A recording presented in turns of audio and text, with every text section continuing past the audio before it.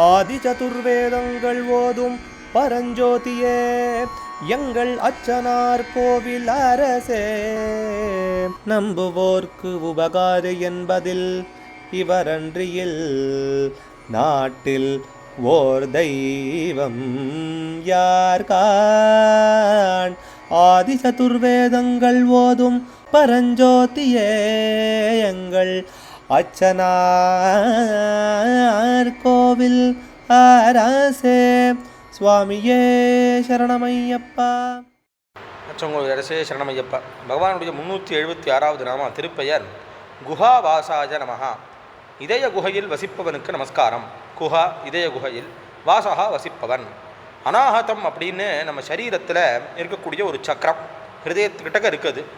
அந்த குகையில் கட்டை விரல் பரிணாமத்தில் மின்னலை போல காந்தியுள்ளதாயும் தீபஜ்வால போலும் பிரகாசித்து கொண்டு பகவான் இருக்கார்.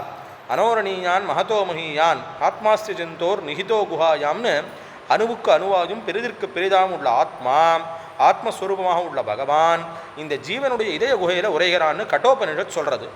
இதய மலர்குகை அகமா இலங்கும் இறையே அப்படின்னு ரமணரின் உள்ளது 40 சொல்கிறது. ரகசியமாக வசிப்பவனுக்கு நமஸ்காரம்னு ஒரு அர்த்தம். குஹ ரகசியமாக அல்லது மறைந்து, வாச வசிப்பவன் எங்கும் எதிலும் மறைந்து இருக்கிறவன் பகவான். அவர் எப்படி கண்டுபிடிக்க முடியும்னா பக்தியினால. அரணிக்கட்டையுள்ள மறைந்துள்ள தீ போலவும் தயிருக்குள்ள மறைந்திருக்கிற வெண்ண போலவும் முயற்சியுடன் கடைந்து எடுக்கப்பட்டால் தான் அது தெரியறது.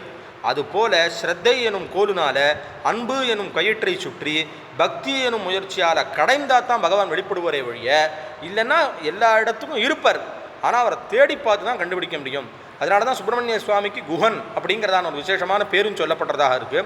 நடராஜா ஹிருதயத்தினுடைய குகைக்கு நடுவில் தான் தாண்டவம் பண்ணிட்டு இருக்கார். அதனால் இதுக்கு தஹ்ரம் விபாபம்னு வேதம் சொல்கிறது. தஹராலய ரகசியம்னு பாம்பன் சுவாமியோட ஒரு புஸ்தகம் எழுதினார். அதில் இந்த ஹிருதயத்துக்கு நடுவில் பகவான் எப்படி இருக்கார் அப்படிங்கிறதெல்லாம் பற்றி விசேஷமாக சொல்லியிருக்கார். அதனால் ஹிருதய குகையில் வசிப்பவன் அநாகதாப்ஜ நிலையா அப்படின்னு அம்பாளுக்கும் சஹஸ்ரநாமத்தில் பேர் இருக்கிற காரணத்தினாலையும் அந்த குகை அப்படின்னு சொல்லக்கூடியது அந்த ஹிருதய குகை தான். அதில் எப்பவும் பகவான் வசித்தா தான் எல்லா விதமான ஒரு இந்த இந்திரியங்களுடைய காரியமுமே செயல்படுறது. அப்படி இல்லைன்னா ஒன்றுமே இருக்க போகிறதில்லை. இந்த ஆயுர்வேதம்னு சொல்கிறது அஷ்டபிந்து பரிணாமத்தோட ஹிருதயத்துக்கு நடுவில் அந்த சக்தி இருக்கிற காரணத்தினால தான் இது எல்லாத்துக்கும் கொடுத்து செய்யறது. இது இல்லாமல் போகும்போது எல்லாமே இல்லாமல் ஆயிடுறது அப்படின்னு சொல்கிற காரணத்தினால ஹிருதய குகையில் வசிப்பவனுக்கு நமஸ்காரம் இந்த நாமாவானு தெரிவிக்கிறது. அச்சங்கோவில் அரசே சரணமையப்பா. அச்சனார் கோவில் அரசே சுவாமியே சரணமையப்பா.